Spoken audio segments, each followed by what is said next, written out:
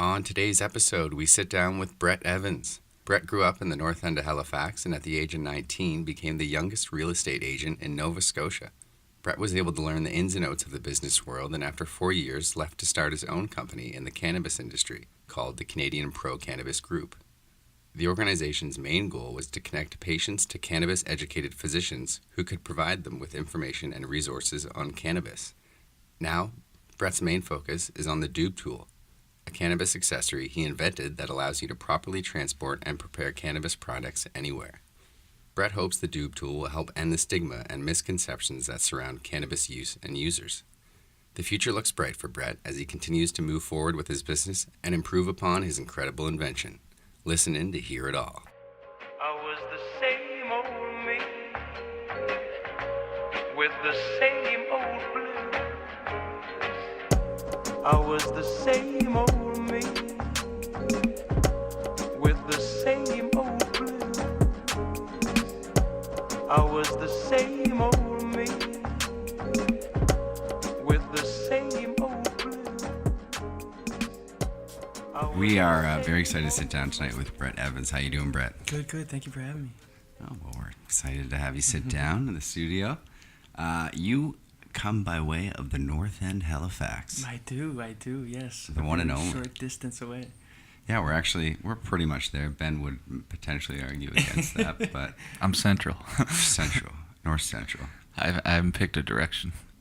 What was it like growing up in the North End, Brett? It was absolute fun times. That's all I can what I can really remember about growing up. What kind of stands out for me back then versus now is it was a lot different in the North End when I grew up there back in the late 90s, early 2000s. Asking friends on your hockey team to come hang out. Like, man, I don't know if my mom would let me come to the North End. It's like, And that was the thing. It did have a bad rep, and my parents moved there originally because that was what they could afford. Kind of low income housing, and they bought a home on the peninsula, and it was kind of just a little small 2-bedroom home, and they renovated it after a few years. But yeah, grew up in the North End, absolute blast. Right on. What kind of things were you interested in growing up? Big thing was sports, of course. Mm-hmm. I was never huge competitively in sports. I just liked to play just because it was fun. A lot of my friends were playing. So, I wasn't somebody that, played rep and, kind of did all these. I did a little bit through lacrosse, but for the most part, I was just having fun, killing time. But skiing, I think, was the big thing. Oh, cool. Skiing Nice. was kind of loved skiing, traveled for skiing, did different things. So it was for me, that was kind of my outlet. Summer was buy all of the, the clearance gear. And then once you got that in the summer. So expensive. Crazy, yeah. It's crazy expensive. So it's I would see when all of last year's stuff would go on sale and I'd buy it all. Yeah. And then it was just and then you're sitting in it all summer staring at it being will it start to snow? Come on, when's this going to happen? So many seasonal sports. Yeah, on the West or the East Coast. Especially over here, there's 2, max 3 months to ski. Man, there's no better feeling than flying down a mountain, getting to the bottom. In sport, I feel like a boss. Find me a better feeling. 100%. Making that putt on the 18th green, maybe. No, I wish I learned it earlier in life. I didn't get on my first set of skis till I was 19. Oh, okay. Mm. Yeah. That's all you need. Did you go to Citadel High? Yeah, I went to Citadel High. Did they have a ski team? They did have a ski team. They had a racing team. Yeah. But I think by the time I hit grade 11, there was probably a period from grade 11 to, I'd say maybe first, second year university, where I stopped skiing. I kind of just got in with friends and started working, doing all these things, and skiing kind of went to the wayside. And then it wasn't until about second year university where I thought, why do you stop something you love? You know what I mean? Where did it come in when the idea was just I'm not going to ski anymore. So I picked the skis back up and haven't back since. Been skiing since then. I love that. So you mentioned that you were thinking about in second year, or you picked up skiing again in second year university. Mm-hmm. In high school, did you have an idea of what you wanted to do for university? I knew I always wanted to be in business. I was working since I was 12. So I had like a paper route. I'd walk dogs. Like I just did anything just to make Young entrepreneur. coin. Yeah. So it was just like where could I like Slanging. And that's it. Shoveling driveways, mowing lawns, like just the typical. You weren't like, doing anything unless you could be like, come on. yell at me honestly, I here. think like in about junior high, everything changed from like, okay, sports thing, like that's fun, but making money is fun. Yeah, you know? that's So it was fun. like, and that's what I end up doing it. Just my mind changed to like, how can I make money? Because I knew I wanted things. I wanted to go skiing. I wanted, my parents are, well, we can buy you this.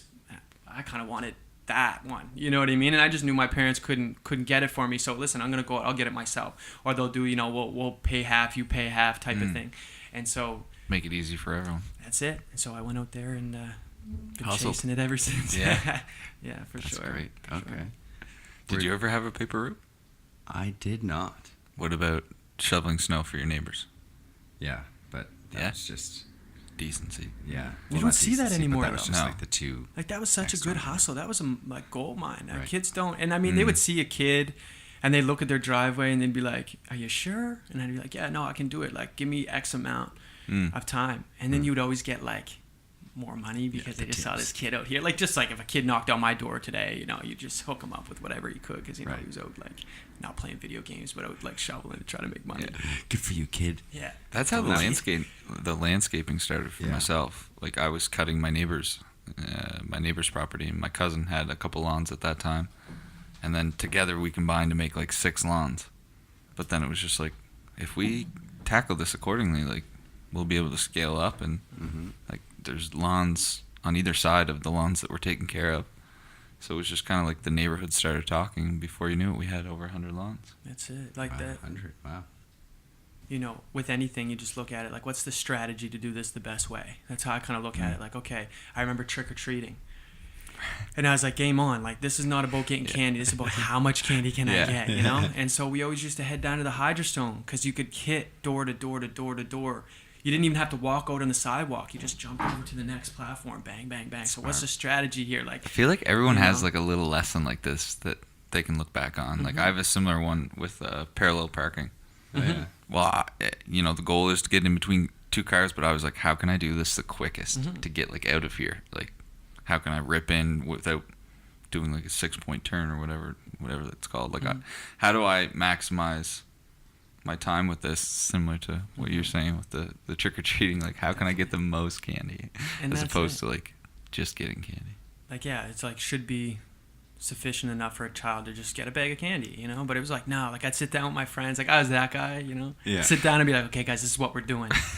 They'd be like, okay, like, yeah, we'll go along with it. And then like, they'd be Here's like, your "Well, walkie-talkies. Yeah, yeah, exactly. Call Here's me in the your extra corner. bags. Yeah. If we get robbed down on Merkel, like this is what we're gonna do, And that was the thing. Like we just, went out there and just ran it. And yeah, like there's so many stories where I have it, different things like that. But no, it was fun. I love that. Okay, so you've always had a business-like attitude. And then, where'd you go for university? So I did 2.5 years in St. Mary's. Okay. And I'm not really a school type guy. I like to be out working with my hands out there, coming up with strategies on Yeah. how I can kind of pursue my goals. And about the second year, about halfway through the second year, I would say, I got this idea. By that time, I knew I wanted to go into real estate. I started to think about real estate a little bit more. Didn't know anybody that was in real estate. Don't know where the idea came from. Just thought in my head, this would be and it was kind of the highest end of sales. Like I could go try to sell whatever, or I could go just start, you see the progression where people door to door for like Eastlink, then start selling cars and then work their way up to houses, right? So I just said, well, listen, if like, let's skip it. Let's go right to the end. Let's try to learn from that and let this be my business school. Because I thought in my head, if I do 2 years of a business degree in St. Mary's, then I'm going to do 2 years of formal education. And then I'm going to go out and I'm going to get into real estate and I'm going to do 2 years of kind of real world experience. And so I went to Mariana Cowan and Caldwell Banker Super City Realty. And I went Shout down to out. them. Shout out. And I went down to them and I said, I want to be in this game. I want to learn. So I told them, listen, what I'll do, I didn't realize that I could even be in real estate. I thought you needed a degree. So what I told them was, listen, I will work for free. I'll clean something. I'll do whatever you need me to do around here. If you can give me an hour a week where you can answer all the questions I've accumulated from the past week. So can you have me around and I'll just ask questions and I'll listen in on meetings and different things. Because I thought that there would be no other way that I'd be able to get my foot in the door if I was, well, you got to pay me this and you got to do, like, there's no strings attached, right? And you can give me the boot anytime you want. And they said, okay, I like the way that you can talk a little bit. Like, okay, let's see this. How about you take courses and you get your real estate license? I'm like, man, I'm 19. I'm like, and they said, listen, like, we'll take care of it. We'll put you through, and you said that you wanted to leave school. This is a transition. So went to my parents and said, business school? Yeah. It's gone. Yeah, I'm moving into real estate. So that's when I started that one. Yeah. Nice. That's cool. That's awesome. I've never thought, you're like, okay, I'm going to get my 2 years in business school. You're not worried about like the whole degree. You're just going to get your experience that you need. And you get enough in those first 2 years, really. You said something like pretty important there, I feel, where you were like, I'm going to learn on the job. Mm-hmm. Like anything that I'll need to know, I'd rather learn firsthand as opposed to read it or right. You're going to do it anyways afterwards. So you're like, and the truth is, like, I look back at it and OJT. I look back at it and I think, like, where I really draw inspiration, or when I think back at a business or what I learned, it's really from real estate. It's really from the real world. I don't really know or remember too much about the in class, but I still had that kind of fundamental. I think what was good too is waking up early and kind of having a schedule. When I got into real estate, it was very easy for me to do the same thing. Wake up early. Yeah. 11 is this, 12 is this, 1 is this, and have that kind of the way it would be in school. So I was very disciplined that way. And it was just like I understood people. And I think that's the big thing. That's what I carry to any other company that I started or did anything else, is understanding people. How do people work? And I was sitting at the boardroom table, people were double and triple my age. So it was like, okay, well, how can I stand aside from these people and not, it's okay, Brett, you just listen and do your thing. It was like, I want to be an actual player in this. And so I learned social media and things that they didn't understand. A lot of them too learned to a certain point. And then the amount of education that they had in the real estate industry provided them with a quality of life that they were happy with. So they didn't really need to learn anything else. Yeah. So I kept on learning and learning and learning every new rule that came out. I got to the point where people would come and actually knock on my door. Hey, listen, what about this or what about that? And my thing was really big was the power of positive thinking and kind of having a situation where we would go around the boardroom and we would talk about, anything, what we're grateful for, what we're ready to tackle this month, not how bad the open house went on Saturday or how that offer fell through. Because as an entrepreneur, and you are in real estate, an entrepreneur, you're taking care of your own business. So people really kind of gained inspiration from that, and I ended up kind of coming in on that angle, right, of being young but being taken serious. And amongst, like, they had kids that were double my age. You know what I mean? So who's this teenager, 19, sitting at this table with us? Okay, but I didn't want to be that. I wanted to be somebody that, like, could actually provide value. So it's crazy experience. That's so cool. Sounds like you like a challenge. I love it. And a lot of intuition, foresight. What am I looking for here? Yeah, business mind. Yeah, the business like mind. You really, were you born with it, or did you kind of? I think because that's quite impressive what you were able to do. Like, to be able to suggest to yourself in the moment, like, hey, I should probably, acquire some more skills that these folks don't have, so that when it comes time for me to have a seat at the table, I've got a leg up. Like, I'm more than just here, I'm contributing. Yeah, for sure. I think, like, I was never really competitive in anything until I found what I loved.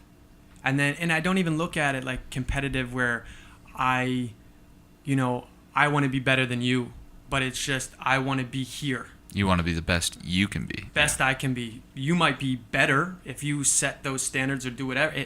I don't look at it like that. I just look at, these are my goals. How do I get to that? With ethics and morality. You know what I mean? Anybody can get and achieve goals by just stomping over whatever, but how can you get there on your own terms?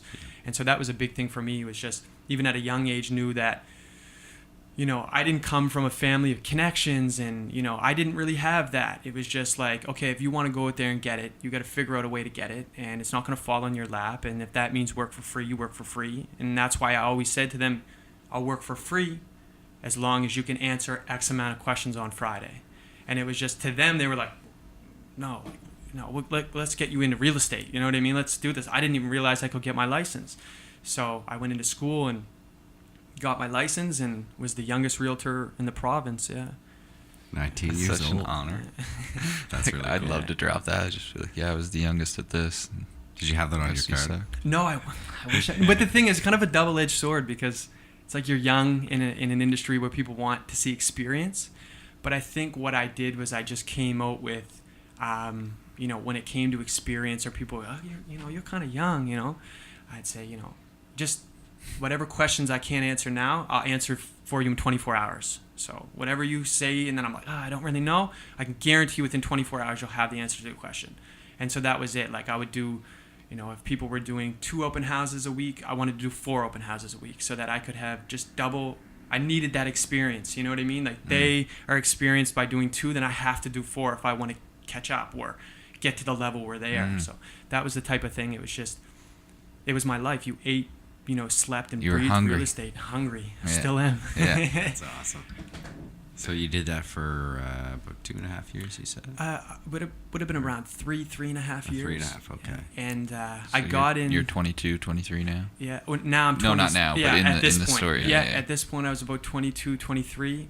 In my 20s, I did a couple big deals that kind of allowed me to move forward and kind of really put my business together. And I remember, like, in my head, one of the stories that I tell is we did a deal for $800,000. We're like, yes, I put it together. We're still living at my parents' house, like in my bedroom. I'm walking around their coffee table, like in my PJs, like just trying to figure out how this deal will come together. And so at the end of the day, the deal is set, everything is good to go, it closes, everything went well. And I have the buyers come in, and we're just having our final closing meeting. And they said, we have a bet going. Like, we're trying to guess your age. And I said, okay, well, I think you're 32, and I think you're 28. And I said, well, I'm 20. And I remember they looked, because they obviously both missed the mark. Just a little. Just a little. And they By a said to me, decade. so last year you were a teenager? I said, yeah, well, a teenager just bought it. Yeah, helped in getting an $800,000 home. So, Yeah. and they still live there to this day, and I run into them sometimes, and it's just good to see that everything worked out. That not after you left the deal did the deal fall apart and the house was garbage and That's good. everything went the way it was. So That's awesome. yeah, just things like that. I mean, those are the types of little stories that you kind of put in your bank and then Keep you with draw you, on. yeah. Yeah, for sure. Yeah. That's Inspiration down the road. Big time. So what were some of the major hurdles you encountered? Definitely being young, like really, Yeah. like I should have known. definitely being young. Like, the experience thing really did play a part, because I wasn't old enough to even have life experience, let alone experience in real estate. Yeah. I didn't really understand selling. I didn't come from a sales background. I've always been kind of good at selling things, but never in a context where, a commodity that is, you have somebody that's buying the biggest asset of their life, and you have to be good enough to do it. The big thing at that point, where we were in a really, really rough market here in Halifax, and houses were up for sale for Like years. 5 to 7 years ago. Yeah, it was like 7 to 10 years ago. crazy.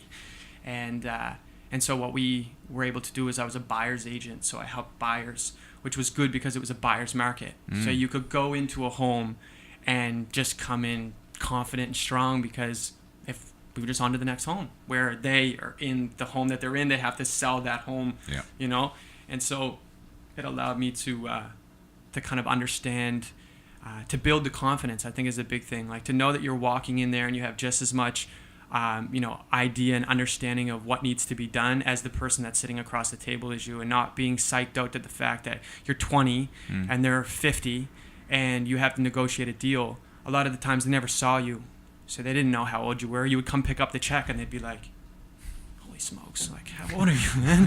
Holy smokes. That's it. So it was like, I'd get that all the time. Like, wow, I didn't think that, you look young. Because I was like, I look young now. So it's like I was 20, but I look like 15, You know what I mean? It was just like the way it went. But then people got a kick out of that as well, so it was cool. It was just more or less just it was mentality. It was school for me. That's how I look back at that whole aspect of my life. It was school. I draw on so many different lessons that I learned for the current business that I'm in, and it's just like It's important. Yeah, big time. That's really cool. Yeah, This- super applicable learning experience. Yeah. This might be a crazy thought, but do you think it's a tough one, but maybe Go for it. are millennials doing an okay job of trying to rid the idea of experience being super necessary? I think everyone, this was in like sports, the professional world, you got to have experience. And then all of a sudden we were like, hold up, how do you want us to get that exactly? Like I look at sports and I'm like, the average age is going way down. Why is that? And then I'm looking at like, well, baby boomers are on their way out, so I look in the professional world, I'm like, that age is going way down as well. Are we trying to like slowly but surely rid ourselves of that notion that you need, X amount of years of experience when you can just be like, I'm good at this. Let me prove that. Like, It's I crazy. don't need to tell you I've been good at this for 8 years. I'm good at it right now. Look at it speaks for itself, Yeah. right? I think that's big. I was actually having this conversation with a friend of mine, and I said, well, look, I mean, baby boomers, people, they're looking at what they had to do to get to the position that they're in right now, right? So say you're thinking about, I don't know, marketing. You have somebody that's 48 years old that understands, or 50 years old or whatever, that understands how much work they needed to put in to understand where they're at right now. Right. It's like you need 4 years on the agency side. It's like Exactly, and they have it all calculated out, and this is how it worked, and this is how I did it. But then again, I think for our age, we have such an easy access to information that they did not Instant have. everything. That's a great point. Everything. So it's like, Oh, you have that? I'll get it by the afternoon. yeah. Or it's like, like I was saying to someone, like, you have a vet, right? Somebody that's in the industry, that's 50 years old, and I'm 35 years strong in this industry. And then you have a millennial that has built double the amount of following, or double the influence that this person has had from their bedroom, right? Social media, they have 170,000 followers, and that, what they're able to do in a click took this person, years and years and years to be able to put a portfolio together, because back then information was accessed reading.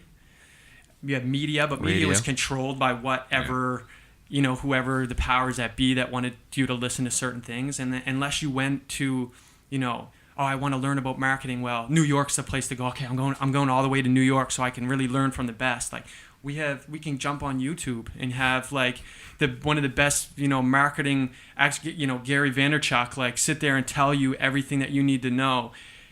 And it's just like, free. what would they have needed to do to get into a We could put a green screen together and have New York in the background if we want. That's it. Yeah. It's just that access to information. So I think it's hard for baby boomers to come to terms with the fact that, the generation of millennials is learning so quick and being able to do what they did in 35 years in 5 years. And I think that, even in real estate, when I would sit down and, there were people tell me, I will not create a Facebook account. You're not going to get me to create a Facebook account. I don't think blah, blah, blah, blah, blah. And the people that did end up, they skyrocket and they go in a whole different direction. But there's people that are just almost like, pushing against it. And then you see the people that go, okay, Brett, listen, like, I don't know anything about Facebook, man. Just teach me about Facebook. And you're like, yeah, man, okay, like, let's do this. Let's understand how it can apply to you and apply to, like, your target audience. And then they go on, and now they're still on Facebook doing this whole thing, but they realize that, like, you have to move with the times, because if you go back to, like, learning everything from, that book that you've read 70 times of, the top 5 fundamentals of marketing, like, at a certain point, times change, and you got to stay up with it, right? Yeah. I mean, those are we talked about that with Andreas Robinson, episode 23. And he was talking about action versus theory, and he had a super great metaphor about with sports. Like, you can draw up a play, and in theory, that play is going to work 100% of the time.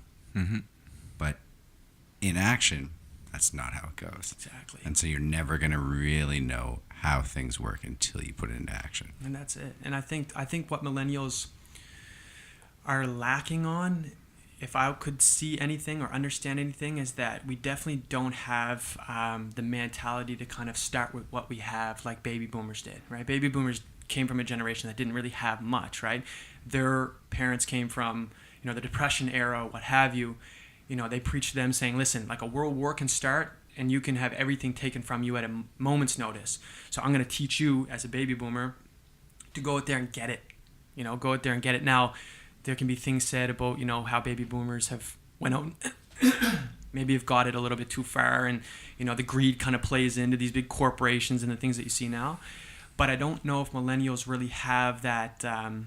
We come from comfort, and so we don't really have that, like, okay, you know what, we're going to start a podcast. Like, okay, this is how we're going to do it. Like, we're going to do it with what we have right now and start right now. You know what I mean? And then just go for it. And, I posted something on Instagram the other day that I read, and I was like, wow, it's like you have to be willing to be bad at it in order to be good at it. You know what I mean? And like just removing that fear of just being bad at something and being in public. Ego is huge, right? Especially when you come down to anything creative, because you put so much emotion into it, right? And then basically you put that out there as a podcast or an art piece or an invention or what have you, and then you let people critique it. And there's so much emotion in it. And you're like, but I want people to have it. But then you're like, I kind of feel bad when people don't like this or don't like that. So it's that emotion and just starting with what you have where you're at. You have to just go for it. It's something that we hear pretty much with every guest. You have to do it. You have to start. You do. It's funny. My mentality, and I remember, growing up, you start a sport, you start whatever, you sucked at it, and then you got better at it. That's just how it worked. But now, I don't know if it's getting into, I'm 30 now, that idea of me starting something and getting better at it, it seems like it's not plausible. I don't know how, it's like, why did I start that kind of thing? When I hear the piano. I'm like, I'd love to learn. And then I'm like, I'm a little too old. I've heard my dad say that for a long time. Shout out Jimbo. I think we look at that age as a measurement. Right. I think that's where we're kind of going wrong with it, is that we use age as a measurement. But I guess, as I could say, getting into real estate at 19 and actually being somebody that could hold my own in that environment, as soon as I took the age as a measurement out of kind of the realm of what I was trying to understand, and realized that, like, you might be the way that you do something, the way that I do something. You might sit down and read a book or whatever for 5-10 minutes of a certain subject, but I might read that book for 48 hours and eat that book and sleep that book and try everything is that, and trying to understand it so that we both come out, and you might be older than me or you might have that or whatever, but I still understand the subject a lot better than you do because I've delved more into it. I put more emotion into it. And I think that's it, is like using that number as a measurement is kind of difficult, because, again, you can have somebody that has put 35 years into something and somebody that's put 5 years into something, and it's relatively the same, And so that measurement of just like, I don't... I don't think that, you've only been doing this for 5 years, so I don't think you really understand this business. It's like, well, again, I have 270,000 people on my Instagram or whatever on my Facebook, or that says I do know what I'm talking about. Right. You know what I mean? And by a click, I can have 250 people wherever I want to bring them, whether it be an open house or over in the field, meet up at this time, blah, blah, blah, blah, blah, where, like, have somebody that doesn't have that access to that type of media and that type of, audience, right? Like, so I guess, like, when you remove the measurement of age, anything's possible. Like, imagine being like 80 years old and going like, shit, I always wanted to tap dance. Like, I'm just going to learn how to tap dance. It's like, don't let the fact that you're 80 stop you. Right. What does 80 mean? If you can still move and you can still jive and your mentality is there. Why not? Good. Exactly. And that, I think, get that message out there, because, they're at 80 and they're thinking life. Exactly. It took so long for me to learn so much up till 80. How could I possibly start something? It's going to take a decade. But now in this day and age, information moves so freely, so quickly. And that's, to touch on another point, that's why we can jump, 5 years time as opposed to 35 years time. You can learn tap dancing in a night. Well, with put on YouTube. Yeah, exactly. With tap dancing as the example, let's go back 20, 30 years ago. If you wanted to tap dance, get the yellow pages out. Find an instructor. It's a process. Book it for a week in advance. Come up with the money for it. Well, you have 8 of these sessions before you can start your beginner course. And it's just like, well, whoa. Now it's like you search tap dance and you can literally, you and your family members can do it in your kitchen for free that night and become experts by Friday. And from the maybe not experts. I'm not Depends how suggesting much of tap it actually dancing are. is that easy. I'm just saying, like, you can be good at it. But like, and you can learn on YouTube from like the best tap dancer in the world. Has a you know, for free. You're like, how? Okay, what would your mother or father 30 years ago have to do in order to get in the presence and learn from that same person? You know what I mean? They would have to go and seek the mode and spend a bazillion dollars an hour just to have the presence of this person teaching them. Right. Where I can just throw it on my computer and I have that person teaching me the fundamentals, the best person in the world teaching me the fundamentals in my kitchen. Yeah. So it's just like you can look at that as just like, wow, apply that to anything. Have the best golf. Tiger Woods, he taught me how to play. I was watching Philly the other day on YouTube, teaching me how to shape shots. Right? It's just like, that's a thing, the access of information. I think once you understand it and you harness it, world's your oyster. That's it, man. World's yours, right? Grab your I love shucker. that. Of course, we're going to be able to gain so much more information over a shorter period of time. Information just moved slower back then. Just it's logistics. As simple as that is, right? Like I was even looking at, a friend of mine, remodeling his home. I thought I look at my parents, my father remodeling our home, where like you came up to something where there obviously had to have been a point where he just didn't know how to do something, right? When he looked at it and he's just like, okay, what he had to do was then, okay, who do I know that knows how to do it? Yeah. Where we just go like, hey, pull that up on your phone, like, Right. It's just the tutorial, a full tutorial of exactly how that needs to be done and the best way to do it by Mike Holmes. Yeah. You know what I mean? And you're just pulling this up and reading it, and then he's just like, okay, boom, boom, boom. You can watch wow. the condensed version, the moderate, or the full length. And skip it's, right to the point where you are at in your project. Yeah. You know French what I mean? and Spanish, whatever you want. Whatever I you want. actually love those YouTube clips where it's some of the home renos. So what came next after the real estate? How did you kind of transition out of that? Because you were there for 3.5 years. Yeah, I by the end of it, I was kind of running.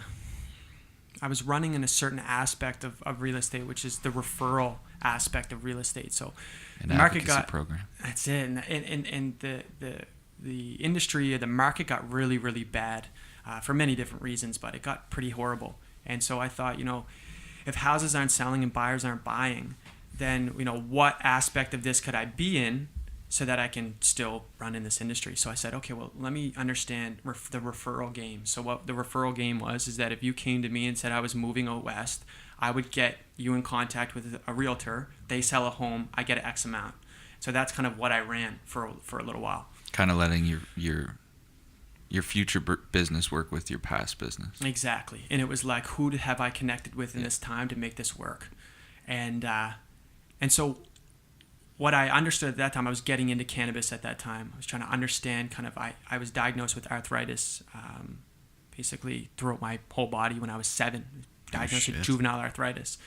And so I always had chronic pain, and it came to the point where it was just normal. Like to somebody else, it was pain. To me, it was just my life. Yeah. And through many different complications, it came to the fact where I couldn't take the medication that was allowing the anti-inflammatory medication that was allowing this swelling to go down. So I asked him, what can we do? Oh, we can give you cortisone every 2 months. Aleve. That's it. I wish that would work. But for me, it was I was also born with one kidney. So there was the different pills that the anti-inflammatory medication was attacking my kidney. So they basically said, Wow. you can't do it, So what can I do? They said, well, we can give you cortisone like 2 or 3 times a month or something. And I was like, no. Wears off after 10 days. That's it. And I just understood it was like a Band-Aid. I wanted to do something that I could maintain this and that I wouldn't have to be kind of on this leash of cortisone every time I was hurting. I had to run back and get That's these the shots. worst. It's such a painful shot. So I went to them and I started. A friend of mine gave me cannabis topical cream. Put it all over my joints. And as well as kind of smoking cannabis, consuming cannabis, it looked like within about a week and a half, all the swelling started to reduce, and I started to feel like a human again. Like not like I was 80 years old when I was 20, but like I was a 20-year-old male. So it was like, moving forward with that. And so what I did was I went to the physician at the same time I'm in real estate. around the end of real estate, I'm in this referral game. I tell the physician, medical cannabis, it's kind of helped me, da-da-da.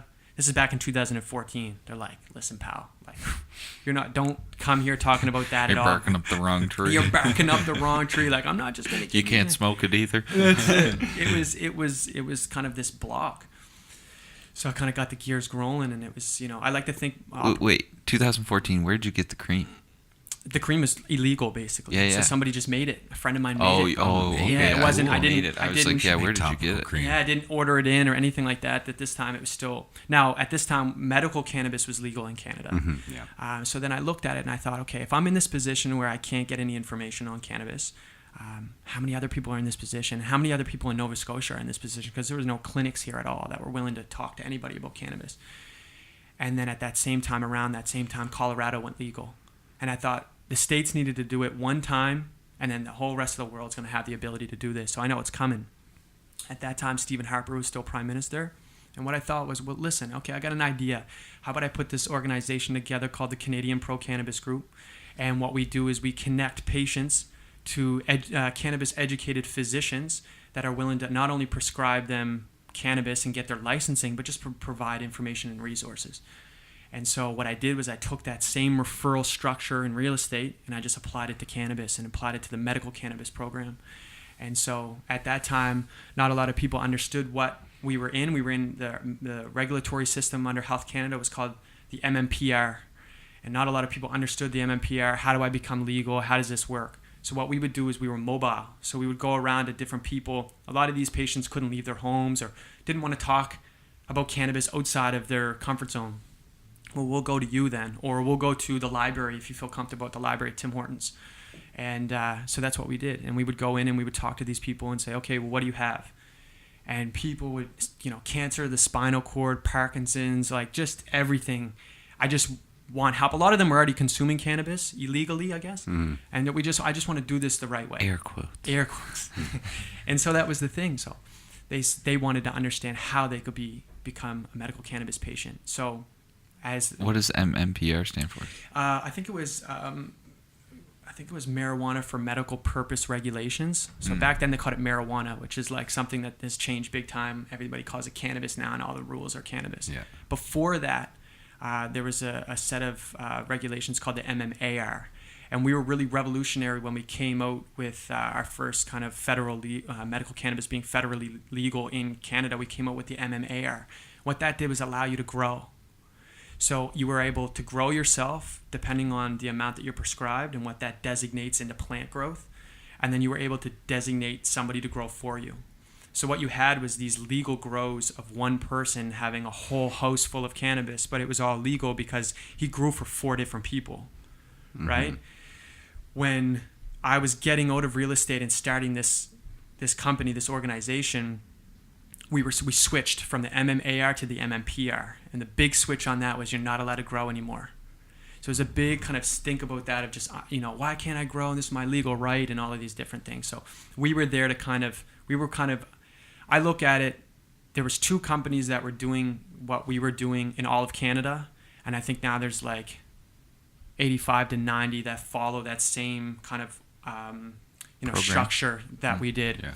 And so, the MMPR has changed now to the ACMPR. That's the current regulatory system in Canada for medical cannabis. But we were out of the game by the time that hit in. Yeah. So that's cool. That is really cool. So you really had an idea of how bad things were.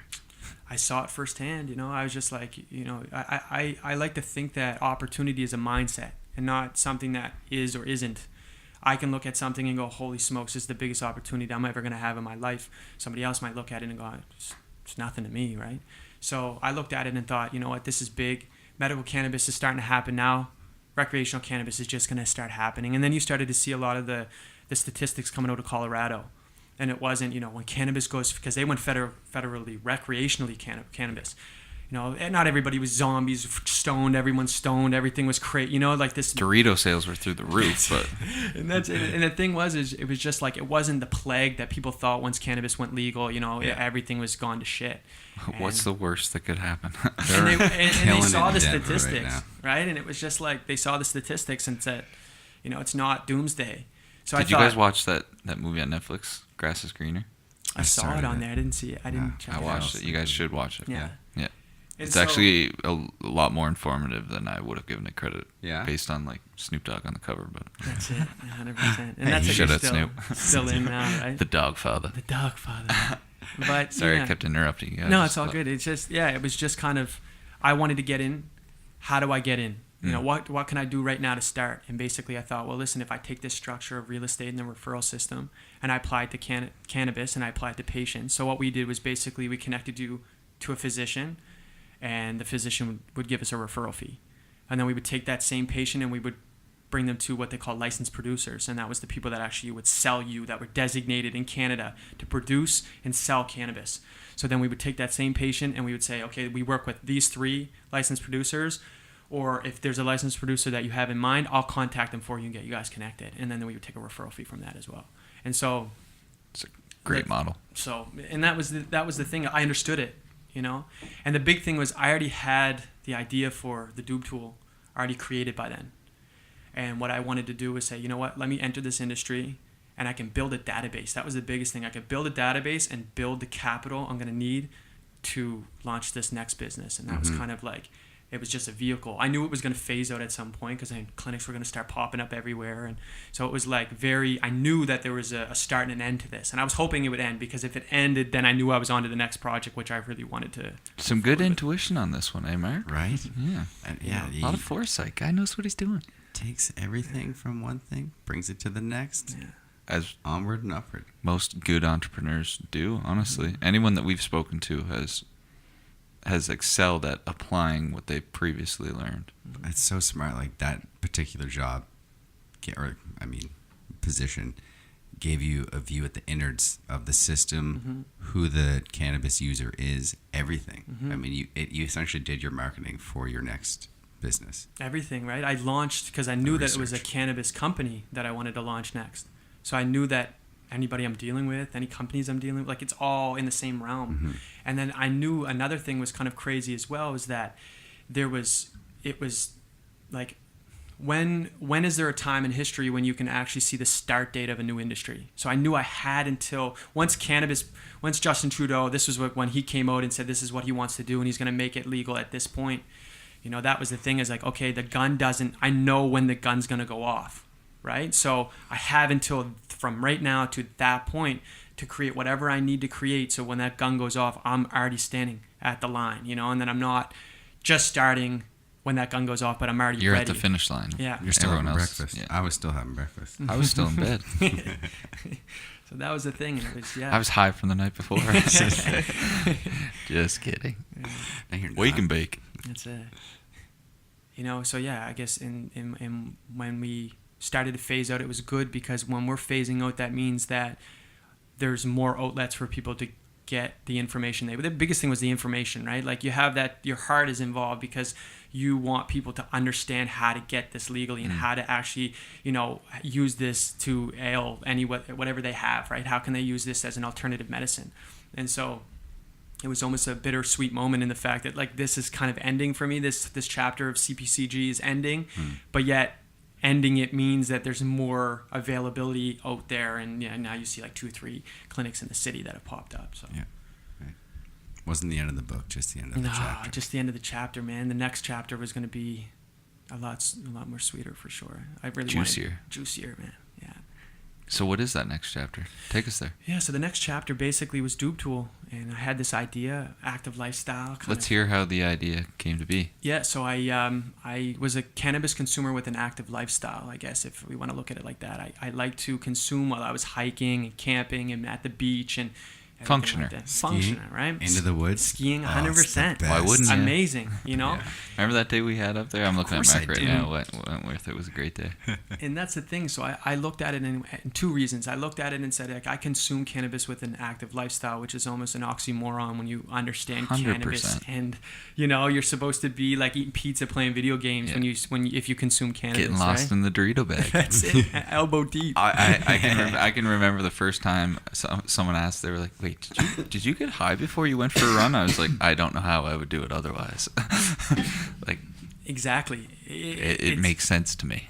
it worked for me a lot. Like I'm not one to still even, sit and smoke or consume and like sit and just chill. Like I might watch a movie or something, like if depending on how my day went, if it was a really crazy day and I'm just looking to unwind. But for the most part, I consume, jump on my bike or go and do go and do your own thing. So what I did was I was on a hike and I was rolling a joint in the woods and I was like picking up sticks and stuff, like trying to help myself roll a joint.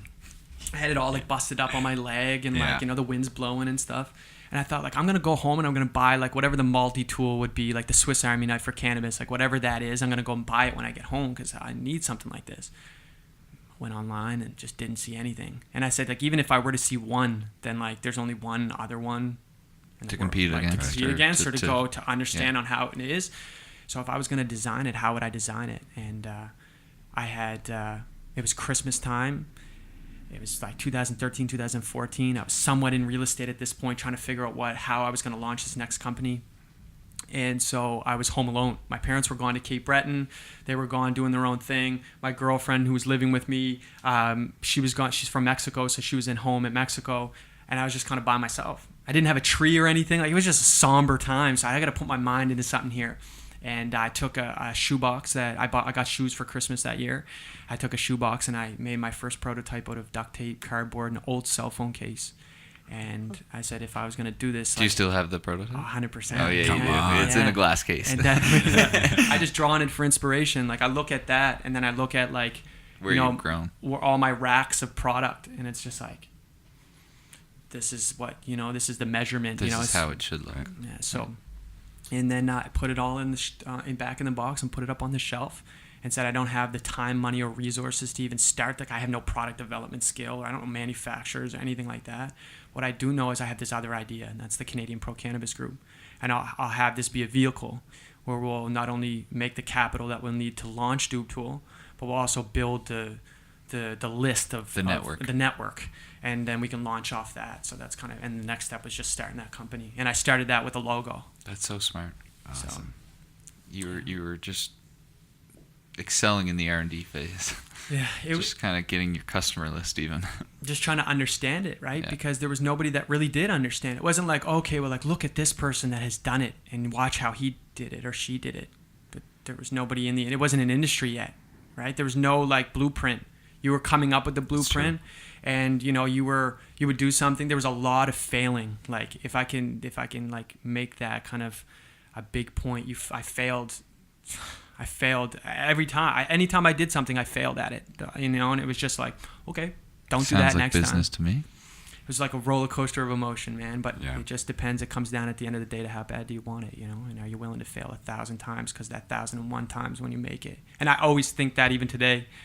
Like I think that today, like. I'm looking at like even a prototype that we're creating now. There's just points of it I just can't get. It just doesn't add up at the end of the day.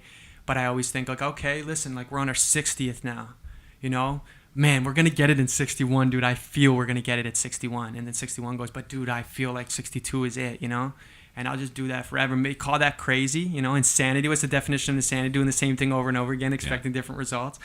But we don't do the same thing over you again. You do that optimistically, at least. Exactly, right?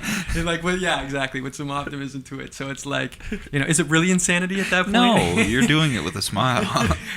Well, that's not. No, that would definitely be insanity. That was part of the joke, Mark. Yeah, sorry. And so, yeah, that was it, right? So, starting with what you had, where you have it, how you have it, and I got a caliper. Never even knew what a caliper was, a measurement tool, and I measured everything. One side to the other, and then it you can take. And it's digital. It's sick. And you can come down to like as big as screws, or what's the thickness of a screw, and that's what people want to when you or a screw hole even. Or a screw hole, or even smaller. You can figure than out anything. So I was given that by a good friend of mine, and he said, "Listen, you're gonna need this more than I am." So, and I built my first prototype right in my basement apartment. What were some things? What was the most important thing you needed on that first prototype? like within the actual tool itself, Yeah. or tools that I needed to No, actually no, create it? within the tool itself. The prep tray, the preparation tray that's a part of the tool now is like our biggest feature of the tool.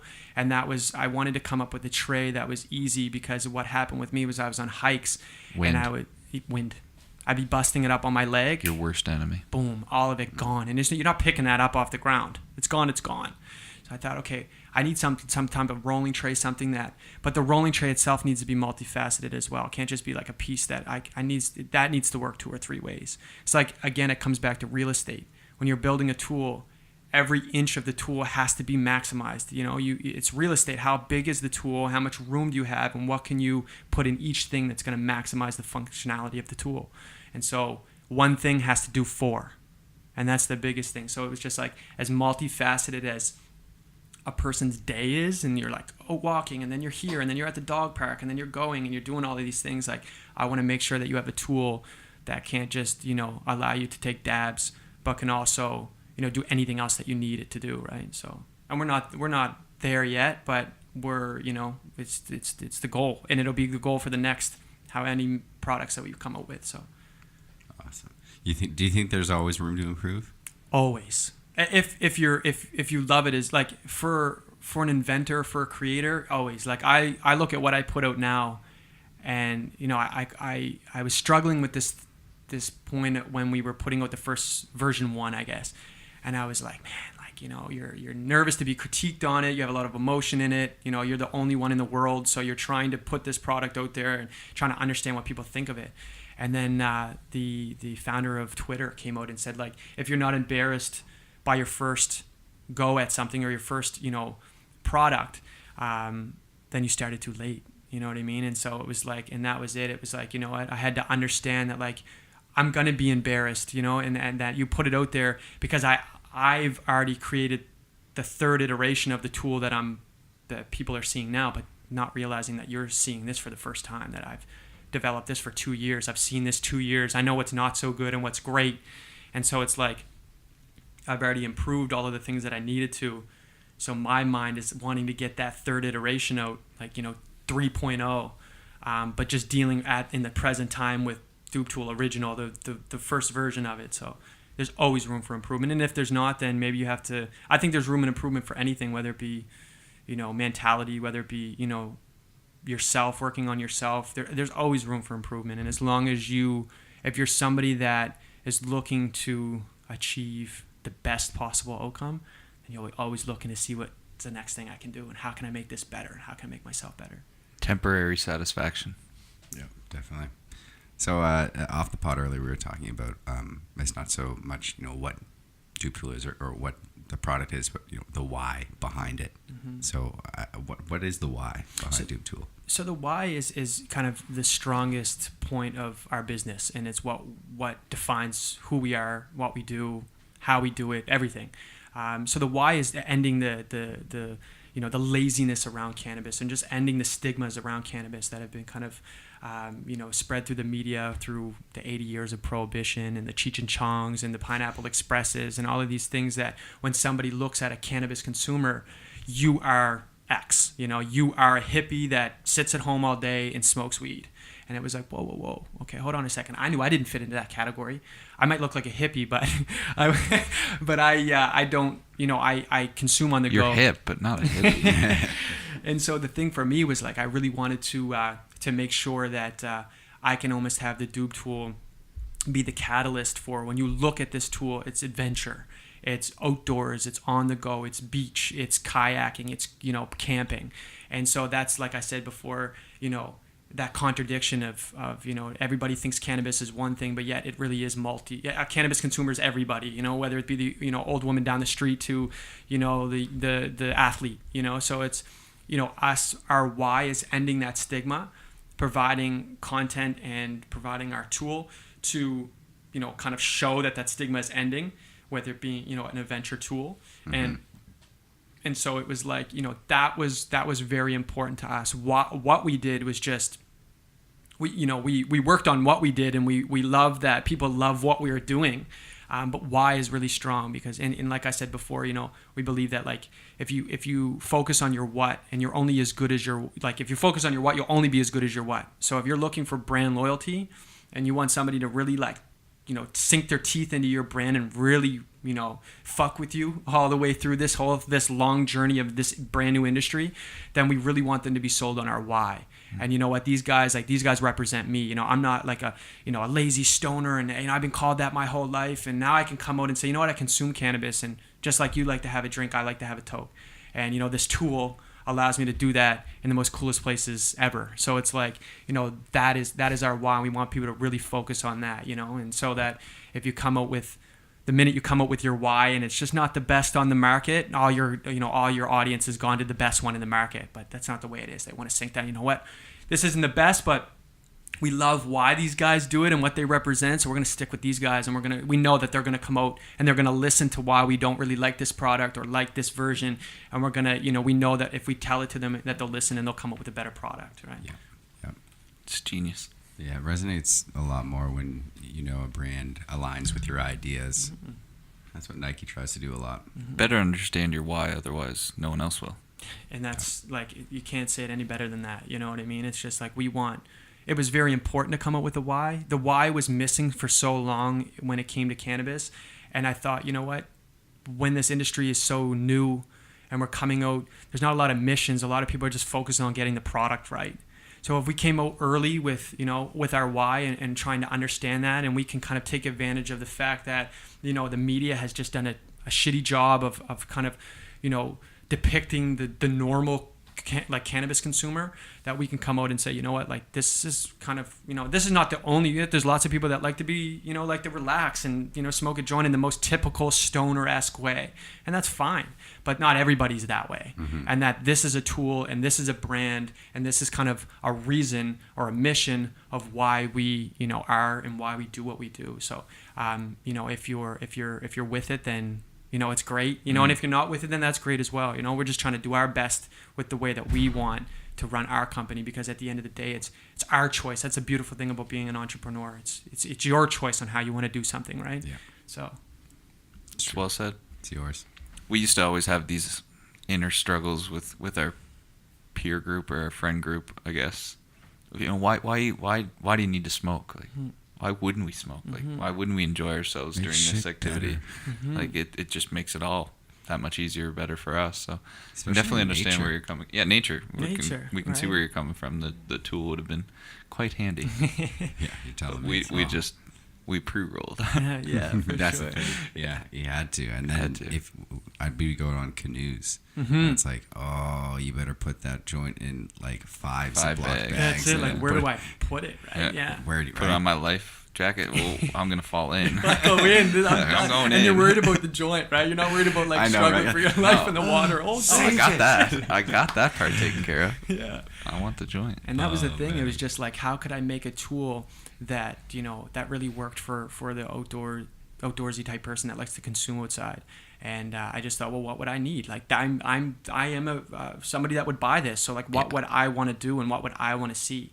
And I like how you said it earlier. Like, you're on the move. Like, I'm always on the move, so I needed something that would move with me, kind of thing. Like, I love the bike, so it's just like I can throw it in my back pocket, or I can throw it in my my bag, and go. And then when I hit the Commons, or when I'm on Citadel Hill or whatever, and I want to smoke, I know that I have a tool that has 10 different tools and over 20 different ways to use it. So I can, whatever circumstance I find myself in, there's multiple ways that the tool can help me, consume at that time. So, so it's pretty cool. We're excited to be where we're at right now. What's your favorite feature? I would have to say the rolling tray. Like, when I started selling it, so we get our product in, and we're a few months before legalization, so we're still working with dispensaries. So we go to these dispensaries and we're showing this product, and we're kind of at this point the first kind of salesman that's coming around with a product to these people that's not the actual product of cannabis itself, right? So this is kind of the birth of like people bringing products door to door. And so I Picturing a lot of different grinders. Exactly. And just kind of the common things that you would already see in the industry. We wanted to come up with, we're starting, we have a new concept building a new business to sell that new concept, and having that new business in a brand new industry. So it's like this trifecta of just trying to understand which way to go and what direction to go in. So we kind of went to these different... What's today looking like? I have no idea. I have no clue. We'll know at the end of it. Yeah, we will. Exactly. And there's many times where, my girlfriend could tell the story where, I'd go out with the box. I'm coming back like, this box is going to be gone. I know it is. This is my day. Come back, not even one sold. You know what I mean? But we went into a lot of these dispensaries and we were showing them. And the biggest thing that people were like, wow, was when I pop off the rolling tray, and it's detachable, so it opens up and it comes off. So you can actually just sit there. One is the multi-tool with all the tools on it, and then you have your own kind of rolling tray so that you're able to have access to both. And it comes with a grinder card as well. So this little grinder card that slides into the tool, it actually fits right on the mounting point for the... the weed grater. The weed grater. I got that idea actually from grating cheese at my mother's house. Yeah. And that's the thing is... Shout out, Mom. Shout out, Mom. Shout out great dinners Shout at out. Mom's house. Yeah. And Goes that's without it. saying. Exactly. Shout out the Evans family. Shout out Brian. What up, dog? 100%. And that's the thing. It's just like, understanding opportunity. You know what I mean? I'm grinding cheese and I'm just like, oh my, wow. She's like, Brett, the cheese needs... I'm like, yeah, oh yeah. I couldn't even eat dinner. I was like so excited to go down and try to put this grinder card together and understand how it was going to work with my tool, right? But that's it. Like those, as long as you're open to receiving those, everything's a sign, everything's an opportunity. You just have to see it, right? And understand it for what it is. So grating cheese, like, who would have known, right? But, opportunity is a mindset. Yeah, opportunity is a mindset, man. And I really think Seriously. Yeah, that one kills me. That's a good one. Yeah, I like that. Ooh, that might be an episode title. Or no, it's going to be like a clever weed thing. I don't know. We'll see. Cool. Yeah, cool. So, do. what kind of challenges? I mean, we talked about the challenges you had at your previous position, but obviously now you have a product. Mm-hmm. And what kind of challenges have you had with that? So I guess when you look at it, in Canada, people are, oh my God, this is amazing. Cannabis is legal. Everything is good to go. We developed this 2 years before legalization started. So we were in an illegal industry or illegal market trying to create a product that was illegal in Canada and illegal in the States. So what really was hard for us was, you get the design down, right? And then you want to patent the design. So you go into patenting. Well, you're not going to patent a product that is paraphernalia and is illegal under every term and condition that that Canada has for patenting a product. So we fell into that. But what we did at the beginning and what I kind of understood was that if we apply for our patent and I knew that we would get denied for at least another year until this went legal. But what would happen is if we keep appealing this, that once it goes legal and we reappeal, I get that original filing date that was backdated 3 years before that, and not if I just Genius. Nice. So just if I were to start right after legalization, then it would be October 7th, 18th, 2008. You know what I mean? Yeah. It would be that 18th year. So it was like that was the type of thing. So I thought, you know what, I'm just going to keep appealing it. And our lawyer was just like, well, listen, you guys can get it right away if you claim yourself as a tobacco company. And it's a tobacco tool, and this is, And I said, you know what?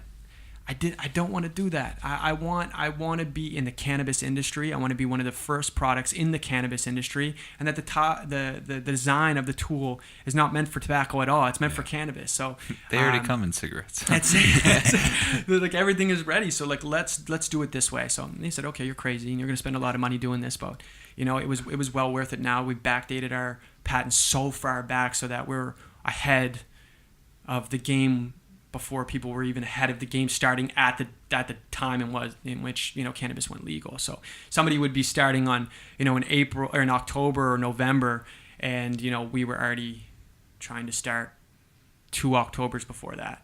So it was like having that filing date is huge, and having the filing date when you're one of the we had to prove that we were kind of that this tool wasn't sold anywhere else. That we had to prove that we were the only one.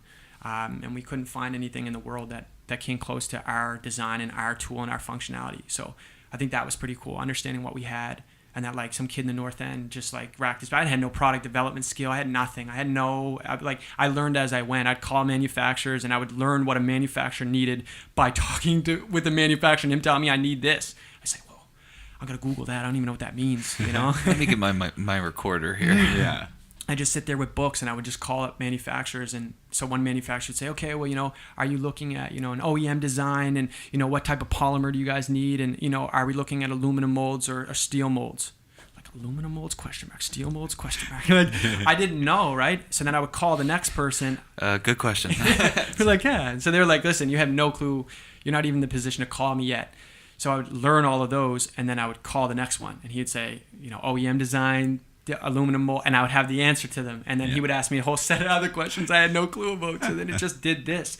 By the time I went to the fourth or fifth manufacturer, I was worked. I had it all. I was like, I'm ready to go. We're getting questions answered here. Remember me? Yeah, remember me. That's it. And people would be like, cannabis, like, you're a kid. Like, there's just so much that we don't understand here. And, but the hurdles, I would think, for, kind of any entrepreneurs, there's a lot of hurdles at the beginning. I found like we were, even given more hurdles than that. Even when it came down to picking a manufacturer and having our product shipped to Canada, what ports did it stay at? Because if it went in the United States, your paraphernalia, it's getting seized. Right. So it's like things like tariffs, trying to get it everything across the border, right? And those types of things in traditional companies, if you were dealing with watches or what have you, wouldn't really have to deal with that stuff. So we had to look at that and understand kind of how that worked, and go about approaching it in the right way. How long is your patent good for? So patents are normally good for around 20 years. 20. And okay. then you so they will give you kind of a heads up, right. say 2 years before your patent's up. Yeah. Refile. We got you, motherfucker. That's it. Refile.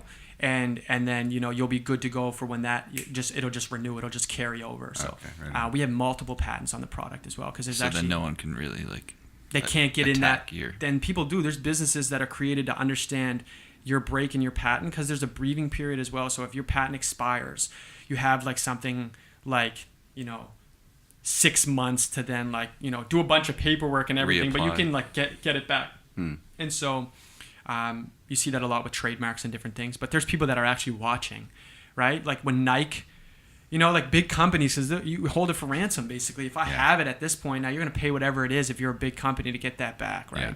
And so it's those types of things. But we have multiple patents on the product and multiple design patents, and I've invented a tool on the tool that's a new invention as well. So it's just like trying to understand, but again, anything can be fought, and patents aren't foolproof. You have to be able to back those up and defend them. So that's the stage that we're at now, is just kind of accumulating lawyers, understanding how everybody has to work with each other, so that if defense is something that we need to move forward on, that the defense is there. Because our offense, we've already produced the tool, now we're creating our business as the offense, but that now you defense, just got to protect it. Exactly. Yeah. That's so interesting with products in the space you're in. Mm-hmm. I mean, as you said, there are companies that exist to kind of break the armor, but then on your side, you're looking to build up the armor, right? So it's like, who's gonna break first? and that's the thing. I think looking at it and just knowing like, okay, what would be the most devastating thing that could happen to me? That's how I look at my life. Like, what would be like, where is the angle in which somebody or something could come in and just flatten me out? Okay, we got to build up that, and so I looked at like, what would be the worst thing if somebody came and took this product, like took this from me? So I'm not going to allow that to happen. I put too much work into this, and so we're going to put all the time and effort that I put into actually getting us to where we're at now. We have to take that same time, money, and resources and put it into strengthening the defense, right? And the defense, they come suits and ties and corporate offices, and you have to go in there and and talk to them and understand what angle they can come in at and how they can defend your product. And those are all big things, but it's just having the understanding of doing that now. You know what I mean? Doing that, like, not even now, but doing that, a year and a half ago, to make sure that, it's as foolproof as it possibly can be, or as much time, money, and resources I have. So yeah, it's definitely something you have to think about for sure. Something we thought about for sure. Good idea. Yeah. It's impressive. Hey, you got all corners covered, it sounds like. Try. You know what I mean? Like, that's all it is. Not your typical stoner. No, that's it. That's the thing. And the thing, too, is, like, we're in a position now where, we can't, any 21st century startup have the ability to, sponsor ads on social media. We're a cannabis company. Instagram, Facebook run off of federal U.S. rules and regulations, and we're paraphernalia, so we're not allowed to sponsor any of our posts, or there's just many hurdles that we go into and that we face on a day-to-day, literally, that aren't kind of typical to any other entrepreneur, or what any entrepreneur would have to go through. So that's another thing is, I look at my girlfriend and she said to me, it's crazy that you still have the same drive after literally it's every week it's a different hurdle. You're putting out fires all the time. Again, it's like, how bad do you want it? How bad is it? Are you willing to just put one fire out after the other and get beat down, and days where you're just like, the self-doubt comes in like harder than ever, and you're like doubting everything that you did and all your thoughts and ideas. And you got to give your head a shake and go like, look at the opportunity you have right now and what you've been able to create. And that's where looking at my first prototype, and looking at, my shipment and boxes of these tools. Okay, readjust your mind. Opportunity is a mindset. So get your mindset. You know what I mean? And get your mind right. And go out there. We've come a long way. That's it. So our slogan for the company is, where will you Doobtool? And we want people, what we were hoping is almost look like a GoPro, where crazy stoner smoker spots, sesh spots, where people are in the Rocky Mountains or in Whistler or wherever. Where will you Doobtool? Because before, I think when you thought of cannabis, people thought consuming cannabis, you were on the couch in your house. So it's like, we're asking, where will you Doobtool? We want to understand. We want our people that are buying it and the consumers to go, hey, I'm Doobtooling in Hungary. You know what I mean? I'm Doobtooling like here or there. They're showing us these spots, and then in return we can go and use that as content and go, you can Doobtool in Whistler in the mountains. You can Doobtool in Budapest, if you want, whatever you want. So, there's many different tools. I can go into a bunch. I mean, it has a dabbing tool on one side, so that if you wanted to consume. That's awesome. How's that work? So if you wanted to consume extracted cannabis, you can only use it because you heat up the element on the pipe or bong at 400 and some degrees or 100 degrees or something. Butane torch. Exactly. You get that baby hot. You get that baby really hot. So in order to use something, it's like aluminum you use, isn't it? Yeah. So you can either use, when you dab on the actual extract and you put it on that hot plate, you need to have something that won't combust with that heat. So you have either glass or titanium, or you can have it's aluminum. Like a glass dart normally. Exactly. Yeah. So this is what kind of we have here, and it allows you to have the right material in order so that you're not like inhaling half the tool, as you know. So at the top here's hemp wick. So hemp wick's kind of a new thing that's coming in right now. You light it, and it's a wick, right? And then we have fold-out scissors on the back. Sweet. There's a little trap door at the top.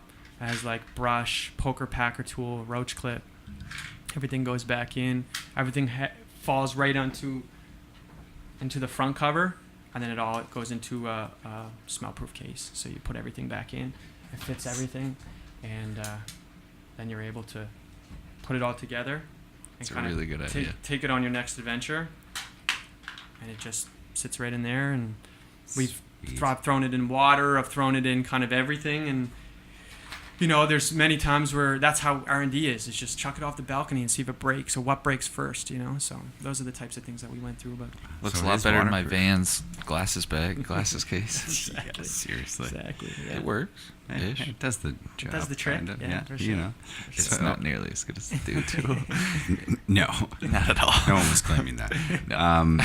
So, what does the future hold for you and Doobtool? So we're in the early stage of a brand new industry, and a young entrepreneur starting a new concept. I mean, it's endless. Like, you can look at any direction you want to go to, and there's so many gaps that you can fill in this industry still. So we have about 3 more iterations of this tool. So it'll be like 2.0, 3.0. Then we have 2 more products that we're looking to launch. Of 2 more inventions that I kind of have scribbled in. I have like 8 inventions that I have in my head, but nothing too worked out. So just as we get bigger and we kind of listen to what the consumer wants from us and asks from us, we'll just pump out, the answer to those questions, or those, if we're just trying to listen to. The industry is so new. You don't, where's the research coming from? Well, you pick up statistics anywhere you can, but there's no kind of, this industry is not like 50 years old where you can go to, Stats Canada and they have things posted every month of, your audience. It's not really like that. We're trying to figure out who our audience is. And then you're in a heavily, regulated industry as well, where you can't market a certain way, and that your product's only allowed to be sold in, NSLC type things, and like there's a lot to it. So we're just trying to more or less develop more products in an industry that's still developing itself. So where can we buy Doobtool? So you can buy them at any head shop, pretty much in and around Nova Scotia. You can go to the head shops and buy it online at doobtool.com. Shout out Mary Jane's Smoke Shop. Shout out Mary Jane's. Yeah, MJ's. we put them through there a lot. So and now we're just talking to try to understand how we can get them in the NSLC.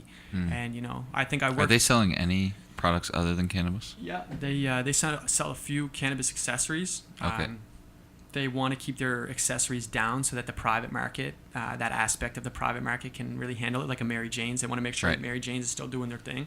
Which makes sense, because they didn't privatize. Exactly. Cannabis, so give us some aspect of the Right. industry to fool around in, right? What's the little spot right here? 2411. It's really good. Yeah, you can run in there. They're in there as well. So it's like, we're. Oh, are they? Yeah. Nice. Yeah. So, we're just more or less, going to the NSLC, and I look at it more. I don't know. I have a little bit more emotion to it, where it's like I've started early in this industry. I feel like I started in an industry that now we can all kind of take part at. I stood out on the corner and passed out information and resources, and people would rip it up, and like rallies and different things, the advocacy activist type of thing. So it's like, give me, allow me now to take part in this. Like, I think I've put my work in. So, and the product is cool, and I think it would, kind of help a wide range of people that are going to buy cannabis in your location. So, can I have my opportunity, more or less, right? So that's what we're talking about now. I think with like legalization too, and like the everyday non-smokers starting to smoke a bit more, consume a bit more, it would work perfect for them. Exactly. I mean, I tell people, Imagine someone who hasn't like had like a decade's worth of rolling like cannabis or rolling J's. Like, yeah, they have the tools they have everything they need right in the tool. And it works great for an adventure, but I mean that could be also set up on your bookshelf, and that when you go to have that toke with your wife or your husband or what have you, guys are sitting here. Oh, you want to split a joint or something. You have something that you can grab. It can turn into like a little station, and you can have your tools, and you can have your rolling tray and break it all down and do everything that way. So, it's versatile in that aspect, and we were kind of very cool. Yeah, so I'm getting one. Yeah, already pre-ordered. There you go. Got my initials on it. Now we want to make them custom. Be able to make them custom as well, and That'd be sick. Get some brand have new them YouTube tools. Imagine that. I love That'd it. be sweet. Do you have an overall vision of? I mean, I know you said every week is different, but do you have kind of maybe like a 3 to 5 year plan, entrepreneur-wise? I mean, you could be onto something different. I know you have a few more prototypes you want to go through, but do you think you'll just kind of keep going, jumping around, whatever works, that works? Yeah, I've kind of the first time I've actually set foot in an industry that I want to take long term. I want to go as far as I can with this. I have a lot of pride, I have a lot of emotion invested into it. So for me, it's looking at, where is the industry developing in Atlantic Canada? And then I think the biggest thing right now that we're focused on and we're trying to understand is our sales channels, understanding like what sales channels we have to go through, what access we have, like who's allowed to sell it and how are we allowed to sell this and market it. Distribution is a big thing that we're working on right now. So sending samples to distributors in the United States and in Canada and trying to understand how we want to open that channel and get them through. That's the biggest thing that we're looking at right now is what are we allowed to do and how can we move at this particular time, because the industry and the legalization that you see now, I don't think is going to be the legalization you'll see in 5 years. So when somebody asks me, where's Doobtool in 5 years? I have to understand where legalization will be at 5 years and what rules will apply to us.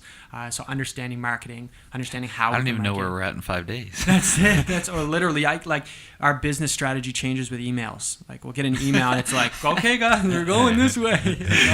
So it's all right, just, everyone on. Everyone on board. Forget about everything we talked about. We're going this way now. So it's like those are that's the hard part about it as well. But that's the beauty of it. But then the challenge comes in that, right?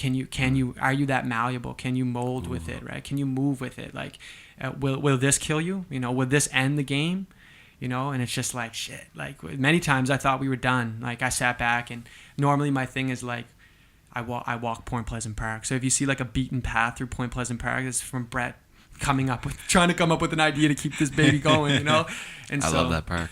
I love it. It's just my haven. I just kind of go to it, and I like, if you see me intensely walking, you're like, he's trying to figure out how to keep this business going. And that's the thing, is just, I go there and I think that I can think myself out of any situation I'm in, and it's not so much will this end, but just like how do we get around it? It's not if we will get around it, just there's a way to get around it, we just haven't figured it out yet. So let's put the time into actually, like, people back in the day, inventors or Edison or whoever, man, they thought and pondered for like 4 or 5 hours, sit in rooms just trying to like sit down with their thoughts and understand. Like, if you really sit and think about something intensely and allow your emotions to take a back seat, you can really see it. Ego again, strip it. And if you can look at it and kind of look at your ideas or your mentality of just kind of unbiased, and look at it and go, you know what, like, I might not want to do this, but if that's the way it has to be done, then I got to change my mindset, and this is the new way to go. So it's really just sitting down and if you have a problem where you have to put that fire out, like, sit with the question, really sit with it, like, and try to strip your emotion and your ego and just go for it. The reason I emphasize the ego and that whole idea is going back to what you said earlier. I mean, when you were suggesting you have to be okay with like a little bit of embarrassment, or understand that there's going to be some embarrassment when you start this up. I always go back to the ego part. You have to be okay with being wrong with it, because you're probably going to be wrong more often than you are right. Exactly. And then obviously you're going to have to persevere past that. But how are you going to do that if your ego is constantly blocking you? We bring it up a lot. Yeah. But I think it's important. It's super important. I think it's super important. Leave it at the door. And you won't, you know what? Like, once you get to a point where you leave it at the door, like, you'll start to see your wildest imagination starting to come true. Things that you would have thought, listen, like, in 5 years we're going to be here. Well, leave your ego at the door, and that might happen 5 months from now. Yeah. And so those are the big things. Is just, I think mindset is so key. Like, I think mindset's underrated or overrated in the fact that, it's like, oh, good vibes only, and, positivity and all of this thing that people really jump on. But, like, what defines somebody being positive? Like, are you still positive and happy when shit's hitting the fan and your company's stopped and, it looks like nothing's going to work? Like, how positive are you then? And is it, and how, you can be positive when everything is cheery and everything is great and everyone's making money and things are good. But, like, when shit really hits the fan and you have to then, that comes down to, like, how positive can you be? Yeah. And that's the thing, is just that mindset is super important. And I had that mindset, when I was in real estate. I started to develop that mindset. And so even today, it's just something that, you got to keep that fresh, and you got to allow yourself to be constantly learning and constantly excited to just keep moving forward, Right. Yeah. Like, and you got to be ready. It's a fun time, man. Great time to be alive. Like, 100%. Such a great time to be alive. Like, no matter what you're in right now, just with this access of information, here you go. What a time to be alive. It's beautiful. I think we can too, Mark. Great way to end things here, Brett. Wrap it up. Anything you want to add there, Ben, before we rock on out of here? I think it's really cool when you can sit down for an hour and 50 minutes, converse with a guest, and there's so many lessons that now I'm looking to draw upon in my next move, right? Like, it's like I've learned this, that, and the other thing from speaking with Brett, and just how he applies that and how it's worked for him, which I think is very important for our listeners. So definitely want to thank you for that aspect. I mean, very well spoken, easy to listen to, and certainly a lot of lessons that are applicable for others. He's just paying it forward. Yeah, I know, but like it's very crucial, I would say. I don't think it's absolutely 100% necessary, but definitely we definitely appreciate it. You were excellent to have on. Thank you so much, man. I draw that inspiration from you guys. I see these smiles, I see this go-getting, and that energy is really what we're just baked. It's amazing. No, and that's it. It's just like gaining that energy and looking at other people, young entrepreneurs that are going to get it, whether it be in your industry or not. Seeing that go-getter mentality, seeing hooking the mics up, recording this, let's go and do this, like, with vigor and a passion. When I see somebody else working on their passion, it makes me more passionate about what I love. And you know what I mean? Whether that be art, music, podcast, business, whatever it is, it's just when somebody's passionate, it's infectious. And so it really is. You can, when you show that to somebody else that's passionate about something else, if you can gain inspiration from anything around you, unstoppable. I love that. Absolutely. That's very well said. Now you gotta act. So we're all going to the top. All right, folks. On that note, we're gonna call it. I am Mark Boudreau. I'm Ben Bramer. Yeah, he is. So next week, folks. It's brand new with you. Cheers. I was the same old me, with the same old blues. I was the same old me, with the same old blues. I was the same old